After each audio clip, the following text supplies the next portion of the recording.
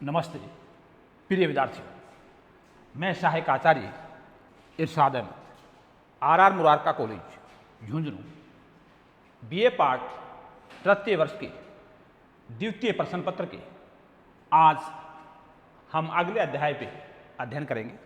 इससे पूर्व बड़ा हमने पुनर्जागरण के कारण और परिणाम, दूसरा अध्याय धर्म सुधार आंदोलन के कारण और परिणाम, तीसरा औद्योगिक क्रांति और चौथा अमेरिका का स्वतंत्रता संग्राम पढ़ चुके हैं।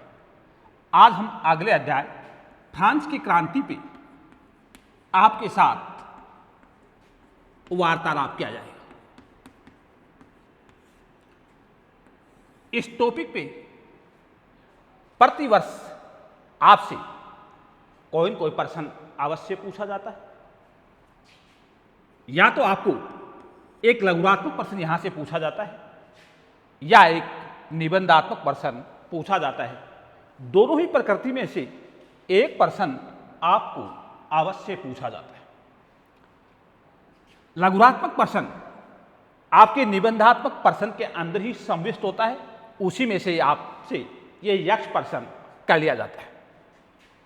बड़ा प्रश्न अक्सर पूछा जाता है तो फ्रांस सीधा सा होता है, फ्रांस की क्रांति के कारण और परिणामों की समीक्षा कीजिए। कारण और परिणामों की समीक्षा कीजिए।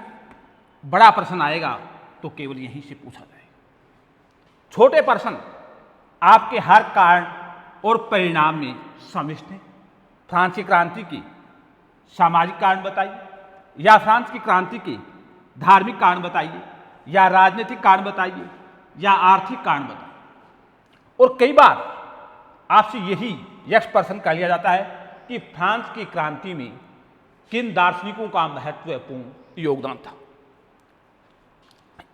यह क्रांति जिस समय हुई, इसने संपूर्ण विषय को अपने कारण और परिणामों से प्रभावित किया और विश्व में एक नवीन मार्ग प्रशस्त किया।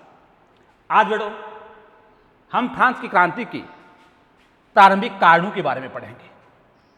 तो मैं आज आपके साथ कुछ कारणों पर विचार विमर्श करूंगा, जिनमें से पहला कारण है सामाजिक कारण।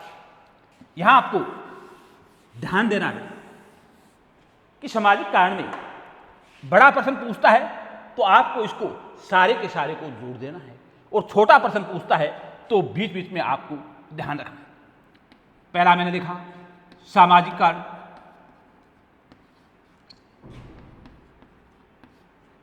यहां आपको एक बात ध्यान रखनी है, फ्रांस की क्रांति के समय फ्रांस का जो समाज था वह 3 वर्गों में विभाजित था, जिसे थर्ड स्टेट कहते थे।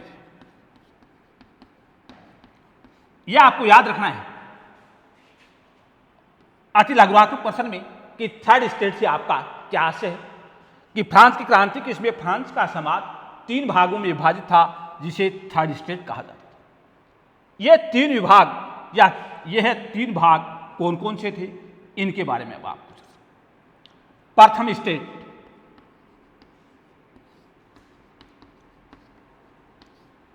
यहां इसमें पादरी वर्ग आता था। द्वितीय स्टेट,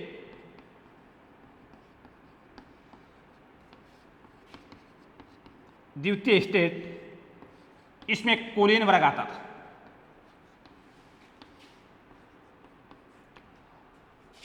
और तृतीय स्टेट, इसमें जनसाधारण वर्ग शामिल था।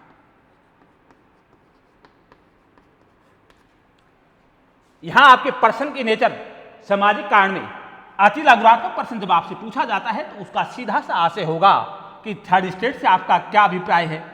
उसका विस्तार किया जाता है तब आपसे ये पूछा जाएगा कि थर्ड स्टेट में कौन कौन सम्मिलित थे। फिर अगला पूछा जाएगा कि थर्ड स्टेट के जो वर्ग थे उनके कार्य क्या क्या थे। जैसे यहां प्रथम स्टेट में पादरी वर्ग था, द्वितीय स्टेट में कुलीन वर्ग था, तृतीय स्टेट में जनसाधारण वर्ग था। अब पहला वर्ग पादरी वर्ग, इस वर्ग की संख्या बहुत ही सीमित थी, किंतु यह विशेषाधिकार युक्त व्रत था। इसके पास अनेक प्रकार के विशेषाधिकार थे और फ्रांस की कुल भूमि में से 1/5 भूमि इसके पास थी, अर्थात उस समय की 20% भूमि पर इस वर्ग का विशेषाधिकार था। और यह वर्ग उस समय के जनसाधारण से एक धार्मिक कर लेता था और उस धार्मिक कर को ताइथे कहते थे। उस धार्मिक कर को ताइथे कहते थे। यह कर उसमें जनसाधारण को 10% अदा करना पड़ता था। यहां आपके पास बड़ा दो तथ्य हो गए कि पादरी वर्ग था, यह विशेषाधिकार युक्त वर्ग था, और फ्रांस के जितने भी संसाधन थे उन संसाधनों में से 20% संसाधनों पे इसका अधिकार था। इसके अतिरिक्त ये अपने जनसाधारण से 10% धार्मिक कर लेते थे। उस कर को ताइथे कहा जाता था। इस प्रकार यह वर्ग वैभवपूर्ण जीवन व्यतीत करता था। दूसरा कुलीन वर्ग था। इस वर्ग में सामंत आते थे, विशेषाधिकारी आते थे, और यह वर्ग फ्रांस की कुल भूमि का इनके पास 1/4 हिस्सा था। कुल भूमि का इनके पास 25% हिस्सा था और उच्च पदों पर इन्हें नियुक्ति होती थी। सेना के जो उच्च पद थे वहां इन्हें नियुक्त किया जाता था, और जो साधारणतः सैनिक पद थे उनमें से जनसाधारण को नियुक्त किया जाता था। और जनसाधारण को यह है दृष्टि से देखते थे, इसलिए तीसरा वर्ग अर्थात थर्ड स्टेट में इन दोनों के खिलाफ असंतोष व्याप्त हो गया था। तीसरा वर्ग था जनसाधारण वर्ग। जनसाधारण वर्ग में उस काल में बड़ा किसान और मध्यम वर्ग आता था। यहां मध्यम वर्ग से आसे क्या बड़ा हमने ले लिया, एक शिक्षक, वकील,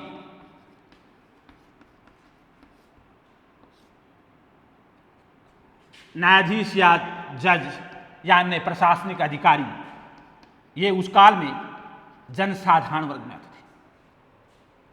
यहां इन दोनों स्थितियों में भी अंतर है। यहां किसान की स्थिति थी वो दयनीय अर्थात शोचनीय थी, और इसके विपरीत उस काल में शिक्षक, वकील, जज और प्रशासनिक, इस काल में ये वर्ग शिक्षित भी था, इसमें प्रतिभा भी थी, और किंतु जो अधिकार इनको मिलने चाहिए थे वो उस समय नहीं मिल रहे थे। इसलिए ये कुंठा के शिकार थे और जनसाधारण में इन्होंने असंतोष व्यक्त कर दिया। और इस क्रांति में इनका सबसे जो महत्वपूर्ण योगदान दिया था वो दार्शनिकों ने अर्थात विद्वानों ने दिया था। इस प्रकार बड़ा आपको सामाजिक कारण मैंने बता दिया। अगर बड़े प्रश्न में लिखना हो तो आपको सामूहिक रूप से लिखना होगा, और छोटे प्रश्न में होगा तो आपको इसमें विभाजित करना होगा। इस विभाजन में आपको बड़ा यहां 4 प्रश्नों पे ध्यान रखना है।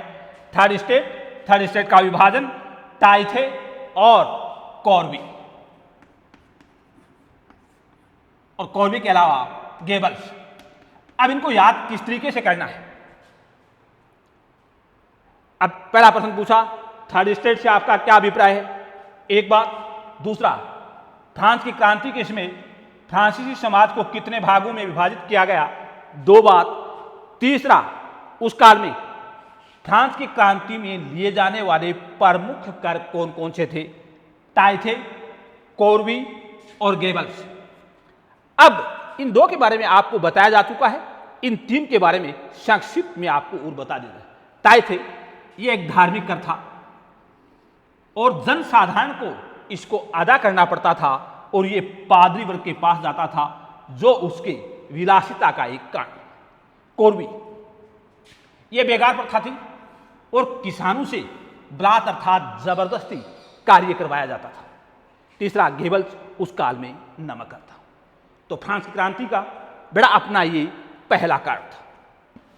अब अपन दूसरे कारण पे चर्चा करेंगे। दूसरा कारण फ्रांस की क्रांति का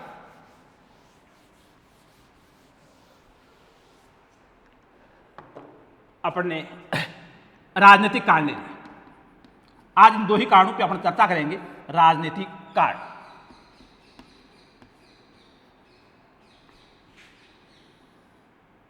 राजनीतिक कारण में आपसे या तो लघुरात्मक रूप में पूछा जाता है तो राजनीतिक कारण पूछ लिया जाता है, बड़े प्रश्न में यह एक कारण के रूप में इंगित होगा, छोटे प्रश्न में यहां राजा और रानियों के जो कथानक है उनके ऊपर आपको ध्यान देना होगा।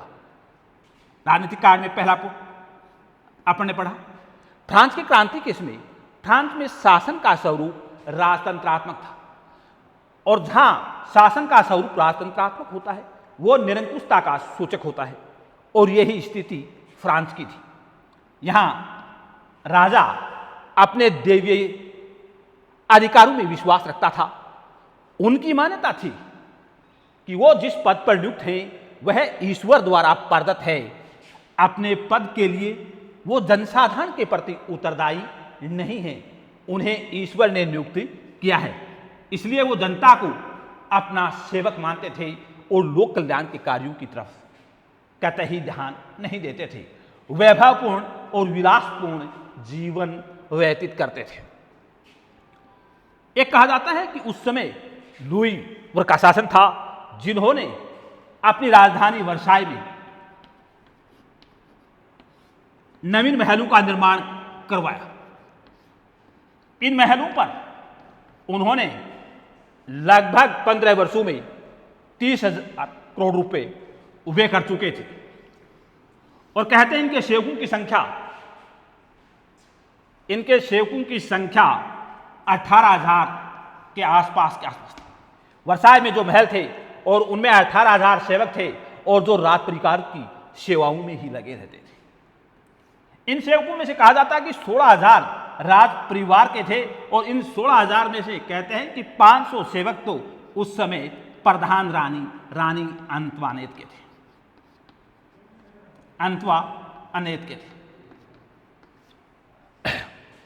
इसलिए राज्य की किसानों के द्वारा जो गाढ़ी कमाई थी उसका ये विलासपूर्ण या उस पैसे का बहाव कर देते थे, जिसकी इनके कथनों से स्पष्ट होती है। यहां ये तीनों कथानक बेटा आपको मात्र अति लघुरात्मक प्रश्नों में याद करने हैं, उससे ज्यादा नहीं। तीन तो इन शासनों की, फ्रांस में जो शासन था वो बुर्बो वंश का था। ये शासक कौन कौन से हैं? लुई 14वें, 15वें और 16वें का। लुई 14वें कहता है मैं ही राज्य हूं। इससे इस बात की पुष्टि होती है कि वो निरंकुशता का सूचक था। दूसरा, लुई 15वें कहता है कि मेरे बाद पहले होगी, जब तक मैं हूं तब तक जनसाधारण का और धरा का अस्तित्व है, और जिस रोज मैं इस संसार से अलविदा हो जाऊंगा उसी रोज प्रलय हो जाए। और जिस समय वहां क्रांति हुई थी उस समय वहां का शासक लुई 16वें था, और यह बुर्बो वंश का था। इन तीनों प्रश्नों के बारे में अगर आपसे कोई यक्ष प्रश्न किया जाता है तो वह अति लघुरात्मक ही होगा। यहां एक रानी अंतवानेत का कथन भी है जो उसकी अज्ञानता का सूचक है।